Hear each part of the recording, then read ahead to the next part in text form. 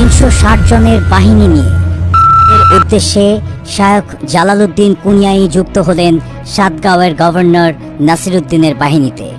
দুর্বার গতিতে এগিয়ে চলল সিলেটের দিকে। যুদ্ধের গ্লানি এবং একজন মজলুম মুসলমানের ফরিয়াদ ভুলতে পারছিলেন না সেনাপতি সিকান্দার খান। যেভাবেই হোক জালিম হিন্দু রাজা গৌরগোবিন্দকে উচিত শিক্ষা দিতেই হবে। মুসলমানদের উপর তার জুলুম ছিল সীমাহীন। জনৈক মুসলিম প্রজা বোরহানুদ্দিন সন্তানের জন্ম উপলক্ষে করেছে।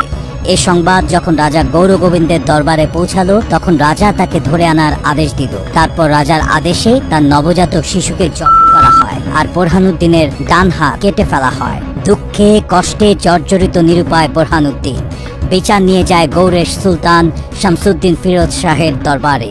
সব শুনে সুলতান রেগে রক্তবর্ণ ধারণ করলেন। তৎক্ষণাৎ নিজের ভাগিনা সিকান্দার খানকে সেনাপতি বানিয়ে গৌরগোবিন্দের বিরুদ্ধে পাঠিয়ে দিলেন। এবার গৌরগোবিন্দকে শায়েস্তা করতেই হবে। তার অত্যাচারে সিলেটের মুসলমান প্রজারা অতিষ্ঠ। সিকান্দার খানের আগমনের সংবাদ পেয়ে রাজা গৌরগোবিন্দ মজবুত প্রতিরোধ ব্যবস্থা গ্রহণ করল। দুর্ভাগ্যবশত যুদ্ধে সিকান্দার খান পরাজিত হলেন, কিন্তু এই যুদ্ধ রাজ্য বিস্তারের জন্য ছিল না। এই যুদ্ধ মজলুম মুসলমানদেরকে জালিমের হাত থেকে উদ্ধারের জন্য ছিল। তাই প্রাথমিক পরাজয়ে দমে গেলেন না সিকান্দার খান। সুলতান শামসুদ্দিন ফিরোজ শাহ পরাজয়ের সংবাদ শুনে সাতগাঁয়ের গভর্নর নাসিরউদ্দিনকে সিকান্দার খানের সহযোগিতায় এগিয়ে যেতে বললেন। নাসিরউদ্দিন যখন বাহিনী প্রস্তুত করছেন, ঠিক সেই সময় সাতগাঁও অঞ্চলে মুশরিকদের বিরুদ্ধে জিহাদ চালিয়ে যাচ্ছেন শায়খ জালালউদ্দিন কুনিয়াই, যিনি 700 সঙ্গী সাথী নিয়ে তুরস্কের কোনিয়ার থেকে এসেছেন ইসলাম প্রচারের কাজে। সিলেটে মুসলিম নির্যাতনের সংবাদ শুনে তিনি 360 জন সাথী নিয়ে অংশগ্রহণ করেন। তিনি ত্রিবেণীতে গিয়ে সিকান্দার খানের বাহিনীর সাথে সদল বলে মিলিত হন। এবারের যুদ্ধে রাজা গৌরগোবিন্দ সুবিধা করতে পারল না। তার প্রতিরোধ ব্যবস্থা ভেঙে পড়ল। শায়খ জালালউদ্দিন বাহিনীর বিশেষ রণকৌশলতার সামনে শোচনীয়ভাবে পরাজিত হল রাজা। কোনো উপায় না পেয়ে আসামের পার্বত্য অঞ্চলে পালিয়ে যান বাঁচালো রাজা গৌরগোবিন্দ। আল্লাহু আকবার ধ্বনিতে মুখরিত হয়ে গেল চারদিক। মুসলমানরা সিলেট এবং তার আশপাশের অঞ্চলগুলো জয় করে ফেললেন। 1512 খ্রিস্টাব্দে উৎকীর্ণ একটি শিলালিপিতে সিলেট বিজয়ের বার্তা সুন্দরভাবে উল্লেখিত হয়েছে। শাইখুল মাশায়েখ মখদুম শায়খ জালাল মুজাররাদ ইবনে মুহাম্মদের অনুকম্পায় শ্রীহট শহর ও পার্শ্ববর্তী এলাকায় ইসলামের প্রথম বিজয় সম্পন্ন হয় সিকান্দার খান গাজীর হাতে এবং সুলতান ফিরোজ শাহ দেহলভির শাসনামলে 703 হিজরি সনে। ইনি সেই শায়খ জালালউদ্দিন কুনিয়াই, যাকে আমরা শাহজালাল মুজাররাদ ইয়ামেনি রহমতুল্লাহ আলাইহি বলে চিনি। সিলেটে জাঁকজমকপূর্ণ মাজারে যিনি চিরনিদ্রায় শায়িত। সারা দেশ থেকে মানুষ এই মাজার দর্শনার্থে উপস্থিত হন সিলেটে। তার পুরো নাম জালাল মুজাররাদ ইবনে মুহাম্মদ। তার জন্মস্থান সম্পর্কে ঐতিহাসিকদের মাঝে বেশ মতানৈক্য রয়েছে। আমরা যদিও তাকে ইয়েমেনের বাসিন্দা হিসেবে ইয়ামেনি বলে থাকি, কিন্তু এটি প্রশ্নবিদ্ধ। 1505 খ্রিস্টাব্দে উৎকীর্ণ হোসেন শাহের আমলের একটি শিলালিপিতে তার সম্পর্কে কিছু অতিরিক্ত তথ্য পাওয়া যায়। জেমস ওয়াইজ শিলালিপিটি আবিষ্কার করেন এবং হেনরি ব্লকম্যান কর্তৃক তা প্রকাশিত হয়। তাতে শাহজালাল সম্পর্কে বলা হয়েছে, উচ্চ মর্যাদা সম্পন্ন শ্রেষ্ঠতম আবেদ শাহজালাল মুজাররাদ কুনিয়াই। এই বিবরণ থেকে জানা যায় যে তিনি কুনিয়ার অধিবাসী ছিলেন। কুনিয়া তুরস্কের অধীনস্থ এশিয়া মাইনরে অবস্থিত। ঐতিহাসিক গাউস মান্দবি তার গুলজার ই আবরার গ্রন্থে শাহজালাল সম্পর্কে যে বিবরণ উদ্ধৃত করেছেন তাও এ বিবরণের সমর্থন করে। গাউস মান্দবি মূলত শায়খ আলী শেরের শারহি নুজহাতুল আরওয়া নামক গ্রন্থের ভূমিকা অবলম্বনে শাহজালাল সম্পর্কে তথ্যাদি লিপিবদ্ধ করেছেন। শায়খ আলী শের নিজেকে হযরত শাহজালালের সাথী ও শিষ্য শায়খ নুরুল হুদা আবুল কেরামতের বংশধর বলে দাবি করেন। গ্রন্থটি 1613 খ্রিস্টাব্দে অর্থাৎ হযরত শাহজালালের ইন্তেকালের 350 বছর পর রচনা করা হয়েছে। তার বর্ণনা মতে শাহজালাল তুর্কিস্তানে জন্মগ্রহণ করেন এবং তিনি সায়েদ আহমেদ ইয়েজবির খলিফা ছিলেন। এখানে আমরা শাহজালালের জন্মস্থানের যে পরিচয় পাই তা শিলালিপির বর্ণনার সাথে অনেকাংশে মিলে যায়, কারণ শিলালিপিতে উল্লেখিত কুনিয়া এশিয়া মাইনরে অবস্থিত। এশিয়া মাইনর তুর্কিদের অধীনস্থ থাকায় সম্ভবত গ্রন্থাকার একে তুর্কিস্তান মনে করেছেন। কথা মেনে নিতে হলে হযরত শাহজালালের জন্মস্থান সম্পর্কে যে সাধারণ ধারণা গড়ে উঠেছে তার সম্পূর্ণ বিপরীত মত গড়ে ওঠে। সুহাইল ইয়ামান নামক হযরত শাহজালাল সম্পর্কিত ফার্সি ভাষায় লিখিত অপর একটি জীবনী গ্রন্থে তাকে ইয়ামানের আদিবাসী বলা হয়েছে। এই গ্রন্থটি লেখেন 1859 খ্রিস্টাব্দে সিলেটের তদানীন্তন মুন্সেফ নাসিরউদ্দিন হায়দার। তিনি প্রচলিত আখ্যান এবং রিসালা ও রাউজাতুস সালাতিন নামক দুটি পুস্তিকার সাহায্যে গ্রন্থটি রচনা করেন। রিসালা শাহজালালের দরগাহের খাদিম মহিউদ্দিন কর্তৃক রচিত, কিন্তু রাউজাতুস সালাতিনের রচয়িতার নাম পাওয়া যায়নি। রিসালা ও রাউজাতুস সালাতিন পুস্তিকা দুটি যথাক্রমে 1711 ও 1721 খ্রিস্টাব্দে অর্থাৎ হযরত শাহজালালের অন্তত 450 বছর পরের রচনা।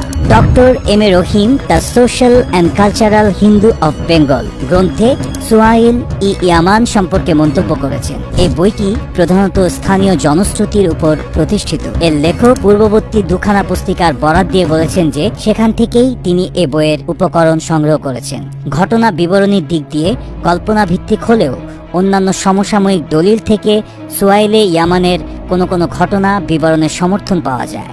কাজেই একেবারে গালগল্প বলে বইটিকে উড়িয়ে দেওয়া যায় না। এই গ্রন্থের বর্ণনা মতে শাহজালাল ইয়ামানের মোহাম্মদ নামক জনৈক সুফির পুত্র। বালক বয়সে তিনি পিতামাতাকে হারান, ফলে তার মামা বিখ্যাত সুফি সৈয়দ আহমেদ কবির সোহরাওয়ার্দী তার লালন পালনের দায়িত্বভার গ্রহণ করেন। 30 বছর পর্যন্ত তিনি মামার সঙ্গে কাটান। এই একটি মাত্র গ্রন্থ ছাড়া অন্য কোনো গ্রন্থে বা শিলালিপিতে হযরত শাহজালালকে ইয়ামেনের অধিবাসী বলে উল্লেখ করা হয়নি, বরং এ যাবৎ প্রাপ্ত শিলালিপি এবং বিভিন্ন ঐতিহাসিক গ্রন্থে তাকে কুনিয়াই বা কুনিয়া শহরের অধিবাসী বলা হয়েছে এবং তার পিতার নাম মোহাম্মদ বলা হয়েছে। এসব বর্ণনার প্রেক্ষিতে আমরা এই সিদ্ধান্তে পৌঁছাতে পারি যে শাহজালাল প্রকৃতপক্ষে শায়খ জালাল নামে পরিচিত ছিলেন। পরবর্তীকালে সুফিদের নামের প্রচলন হিসেবে শায়খের পরিবর্তে শাহ শব্দ প্রচলিত হয়ে যায়, আর তিনি জন্মসূত্রে কুনিয়া শহরের অধিবাসী। অবশ্য এ ব্যাপারে আরও বিস্তৃত গবেষণার পরই হয়তো কোনো চূড়ান্ত সিদ্ধান্তে পৌঁছানো সম্ভব হবে। শাহজালাল রহমতুল্লাহি আলাইহি সারা তুর্কিস্তান ভ্রমণ করেন এবং ইয়ামান, বাগদাদ ইত্যাদি মুসলিম অধ্যুষিত এলাকাসমূহ ভ্রমণ শেষে দিল্লিতে এসে পৌঁছান। সেখানে বিখ্যাত সুফি নিজামুদ্দিন আউলিয়ার কাছে তিনি কিছুদিন অবস্থান করেন। তারপর বাংলা অভিমুখে যাত্রা করেন। তিনি যখন বাংলায় প্রবেশ করেন তখন এখানে ছিল সুলতান শামসুদ্দিন ফিরোজ শাহের শাসনামল, যিনি 1301 থেকে 1322 খ্রিস্টাব্দ পর্যন্ত শাসন করেছেন। সম্ভবত তিনি তখন গৌড়ে অবস্থান করে গৌড় রাজ্যের বিভিন্ন এলাকায় ইসলাম প্রচারের কাজে ব্যস্ত ছিলেন। তার সিলেট বিজয় সম্পর্কে সব ঐতিহাসিক একমত। ঐতিহাসিকগণ স্থানীয় বিভিন্ন হিন্দু আখ্যানে সিলেটের রাজা গৌরগোবিন্দর সাথে তার যুদ্ধের কথা উল্লেখ করেছেন। সুতরাং শাহজালালের সিলেট আগমন সম্পর্কে আলোচিত ঘটনাটি ঐতিহাসিকভাবে প্রমাণিত। সিলেট বিজিত হবার পর শাহজালাল সেখানেই নিজের কেন্দ্র স্থাপন করেন। তার শিষ্য দলের একাংশ গৌড়ীয় সেনাদলের সাথে গৌড়ে ফিরে আসেন।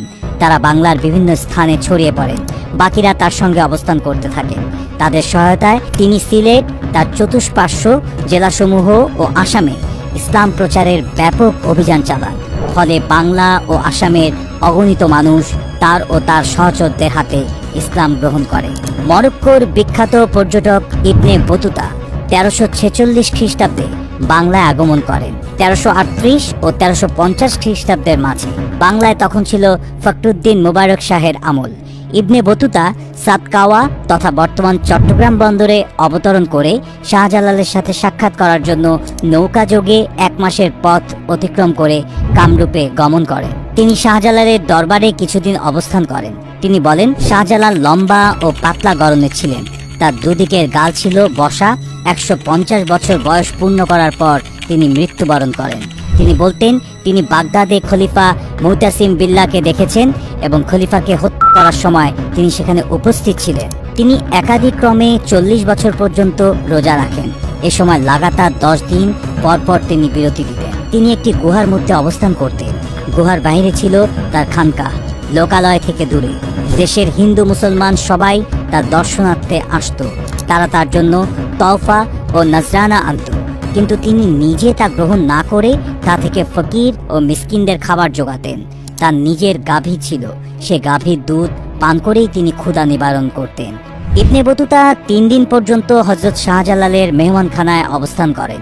তিনি শাহজালাল সম্পর্কিত কয়েকটি অলৌকিক ঘটনা লিপিবদ্ধ করেছেন। তিনি লিখেছেন, তার দরবার থেকে আমি যখন 2 মঞ্জিল দূরে ছিলাম তখন পথে শায়কের 4 জন শিষ্যের সাথে আমার দেখা হয়। তারা আমাকে জানালো, শায়ক অধিকাংশ ফকিরকে জানিয়েছিলেন যে আরব দেশ থেকে একজন পর্যটক আমার নিকট আসছেন, সংবর্ধনা জানাতে হবে। কাজেই শায়কের নির্দেশ মতো আমরা এসেছি। অথচ আমার আগমন সম্পর্কে শায়ক কিছুই জানতেন না। তাদের সাথে আমি শায়কের নিকট হাজির হলাম।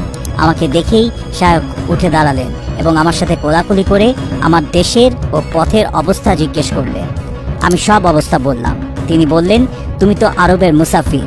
তার জনৈক সহচর বললেন, হুজুর, ইনি আরব ও অনারব উভয় এলাকার মুসাফির। তিনি বললেন, হ্যাঁ, আরব ও অনারবের মুসাফির, কাজেই এর যথাযোগ্য সমাদর করো। প্রথম দিন আমি তার সাথে দেখা করতে গিয়ে দেখলাম তার পরনে মারভেতে প্রস্তুত করা একটি পশমি জুব্বা। আমি মনে মনে বললাম, শায়ক যদি জুব্বাটি আমাকে দিয়ে দিতেন তাহলে কতই না ভালো হতো। শেষ দিন আমি যখন বিদায় নিতে গেলাম তখন শায়ক গুহার এক কোণে গিয়ে জুব্বাটি খুলে ফেললেন এবং তা এনে আমাকে পরিয়ে দিলেন। নিজের মাথা থেকে টুপিটি খুলে আমাকে পরিয়ে দিলেন। পরে তার অনুচররা আমাকে জানালো যে শায়ক জুব্বা পরতে অভ্যস্ত নন। কেবলমাত্র আমার আসার খবর শুনে তিনি এই জুব্বাটি পরেন। তিনি বলেছিলেন, মগরিব তথা মরক্কোর অধিবাসী আমার নিকট থেকে এই জুব্বাটি চাইবে। তারপর জনৈক কাফির বাদশা তার থেকে এটি ছিনিয়ে নিয়ে আমার ভাই বোরহানুদ্দিনকে দান করবে। অনুচরদের মুখে একথা শুনে আমি মনে মনে দৃঢ় সংকল্প করে ফেললাম যে শায়কের দেয়া এই জুব্বাটি আমার জন্য অতি মূল্যবান সম্পদ। কাজেই আমি এটি পরিধান করে কোনো মুসলমান বা কাফির বাদশাহের সামনে যাব না। শায়কের নিকট থেকে বিদায় নেওয়ার দীর্ঘদিন পর আমি চীনের খানসা, বর্তমান হংচৌফু শহরে গেলাম। শহরে নেমে আমি সঙ্গী সাথীদের নিয়ে ঘুরে বেড়াচ্ছিলাম। ভিড়ের চাপে এক স্থানে এসে আমি সাথীদের থেকে আলাদা হয়ে গেলাম। এ সময় আমি সেই জুব্বাটি পরেছিলাম। পথে জনৈক মন্ত্রীর সাথে দেখা হয়ে গেল। তিনি আমাকে নিজের কাছে ডেকে নিলেন এবং আমার হাত ধরে অবস্থা জিজ্ঞেস করতে লাগলেন। কথা বলতে বলতে আমরা বাদশাহর মহলের দরজায় পৌঁছে গেলাম। আমি বিদায় নিতে চাইলাম, তিনি অনুমতি দিলেন না। আমাকে নিয়ে বাদশাহের নিকট হাজির হলেন। বাদশাহ আমার নিকট মুসলমান বাদশাহদের অবস্থা জিজ্ঞেস করলেন। আমি তার জবাব দিলাম। আমার জুব্বার উপর বাদশাহর নজর পড়ল। তিনি জুব্বাটির অত্যন্ত প্রশংসা করলেন। মন্ত্রী আমাকে জুব্বাটি খুলে দেওয়ার নির্দেশ দিলেন। সে সময় এই নির্দেশটি আমাকে পালন করতেই হলো। বাদশাহ এর বিনিময়ে আমাকে 10 জোড়া পোশাক ও সাজ সরঞ্জাম সহ একটি ঘোড়া দিলেন এবং নগদ কিছু অর্থও দিলেন। আমার ভীষণ দুঃখ হলো, শায়কের কথা মনে পড়ল। আমি যার পর্যায়ে অবাকও হলাম। পরের বছর আমি গেলাম চীনের রাজধানী খানবালিক তথা পিকিং শহরে। সেখানে শায়ক বোরহানুদ্দিন সাগিরজির খানকায় যাবার সুযোগ হলো। দেখলাম শায়ক একটি কিতাব পড়ছেন, তার পরিধানে সেই জুব্বাটি। আমি বিস্ময়ে বেমূঢ় হয়ে পড়লাম। জুব্বাটি হাত দিয়ে নেড়েচেড়ে দেখতে লাগলাম। শায়ক আমাকে বললেন, তুমি এটি নাড়াচাড়া করছো কেন? তুমি কি এটা চেনো? আমি বললাম, হ্যাঁ, চিনি। খানসার বাদশাহ এটি আমার নিকট থেকে নিয়েছিলেন। শায়ক বললেন, এই জুব্বাটি শায়ক জালালউদ্দিন আমার জন্য তৈরি করেছিলেন এবং আমাকে পত্র মারফত জানিয়েছেন যে অমুক ব্যক্তির মাধ্যমে জুব্বাটি আমার নিকট পৌঁছাবে। শায়ক আমাকে পত্রটি দেখালেন। আমি পত্রটি পড়লাম এবং শায়কের নিশ্চিত সত্য ভাষণের জন্য বিস্ময়ে অভিভূত হয়ে পড়লাম। পরে আমি শায়ক বোরহানুদ্দিনের নিকট সমস্ত ঘটনা শুরু থেকে শেষ পর্যন্ত বর্ণনা করলাম। সব শুনে তিনি বললেন, শায়ক শাহজালালের মর্যাদা এর চাইতেও অনেক বেশি। শায়ক জালাল সম্পর্কে এমন আরো অনেক অলৌকিক ঘটনার কথা লোকমুখে প্রচলিত আছে। ইবনে বতুতা তার সফরনামায় সেগুলো উল্লেখ করেছেন। এছাড়াও শায়ক সম্পর্কিত আরো বহুবিধ অলৌকিক ঘটনার কথা জানা যায়, কিন্তু এইসব অলৌকিক ঘটনা বিবৃত করা আমাদের লক্ষ্য নয়। তবে এ বিষয়ে ইসলামের স্পষ্ট অবস্থান অনেকেরই জানা নেই। অলৌকিক ঘটনাবলীকে বলা হয় কারামত। মূলত আল্লাহ তাআলা প্রিয় বান্দাদের সম্মান বৃদ্ধি এবং বিভিন্ন কারণে এমনটা ঘটিয়ে থাকে। এখানে বান্দার কোনো কর্তৃত্ব নেই। ইসলাম আল্লাহর প্রিয় বান্দাদের ক্ষেত্রে এমন কারামতকে সত্যায়ন করে। যেমন কোরআনে বর্ণিত আছে হযরত মরিয়ম আলাইহিস সালামের ঘটনা। তার ঘরে অমৌসুমী ফলমূল উপস্থিত থাকত। হযরত জাকারিয়া আলাইহিসসালাম এ ঘটনা দেখে বিস্মিত হন এবং তিনি আল্লাহর কুদরত বুঝতে পারেন।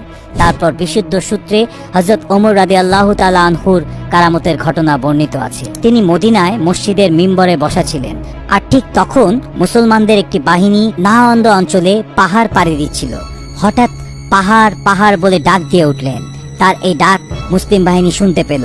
সাথে সাথে তারা সতর্ক হয়ে ভিন্ন পথ ধরল, কারণ পাহাড়ের ওপারে শত্রুরা লুকিয়েছিল, যা ওমর রাদিয়াল্লাহু তাআলা আনহু মদিনার মিম্বরে বসে দেখতে পেয়েছিলেন। তবে এই ক্ষেত্রে একটি মূলনীতি ইসলামের বিজ্ঞ আলিমগণ নির্ধারণ করেছেন। যিনি কোরআন সুন্নাহর উপর নিয়মিত আমল করেন এবং আল্লাহর অবাধ্যতায় লিপ্ত হন না, তার থেকে অস্বাভাবিক কিছু প্রকাশিত হলে সেটা কারামত বিবেচিত হবে। কিন্তু কোনো মিথ্যা দাবিদার কোরআন সুন্নাহর উপর ঠিকমতো আমল করেন না, ভণ্ড, ফাসিক, প্রকাশ্যে অন্যায় লিপ্ত এমন কারো থেকে যদি অলৌকিক কিছু প্রকাশ পায়, তাহলে নিশ্চিতভাবে তা ধোঁকাবাজি, কুফরি কালাম এবং শয়তানের উপাসনার ফসল, কারামত কখনোই না। আর মনে রাখার বিষয় হলো, কারামত কারো কর্তৃত্বাধীন না, এটা আল্লাহর ইচ্ছা অনুযায়ী প্রকাশ পেয়ে থাকে। সুতরাং আমরা একথা বলতে পারি যে শায়খ আধ্যাত্মিক সাধনার উচ্চতম শিখরে পৌঁছে গিয়েছিলেন। তার সম্পূর্ণ শক্তি সামর্থ্য তিনি এদেশে ইসলাম প্রচারের কাজে নিয়োজিত করেছিলেন। খানকা থেকে তিনি একদিকে হিন্দুদের মধ্যে ইসলাম প্রচারের কাজ করতেন এবং অন্যদিকে এই কেন্দ্রটিকে গরিব দুঃখীদের জন্য সাহায্য সংস্থা হিসেবে গড়ে তুলেছিলেন। তার সহচরগণ বাংলা ও আসামের বিভিন্ন জেলায় ছড়িয়ে পড়েছিলেন এবং সেখানে তারা ইসলাম প্রচারের কাজে আত্মনিয়োগ করেছিলেন। পূর্ববঙ্গ এবং আসামের পশ্চিমাংশে ইসলাম প্রচারের ক্ষেত্রে হযরত শাহজালাল মুজাররাদের ভূমিকা অতি সমাদৃত, বরং সাধারণ মানুষের মধ্যে ইসলাম প্রচারের ক্ষেত্রে তার ও তার সহচরদের ভূমিকা ছিল অনেক বেশি ব্যাপক ও প্রভাবশালী। ইবনে বতুতা চীনে গিয়ে শায়খ বোরহানুদ্দিনের কাছে হযরত শাহজালালের মৃত্যু সংবাদ পান।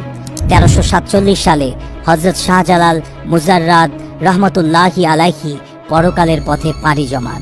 মৃত্যুর সময় তার বয়স হয়েছিল 150 বছর।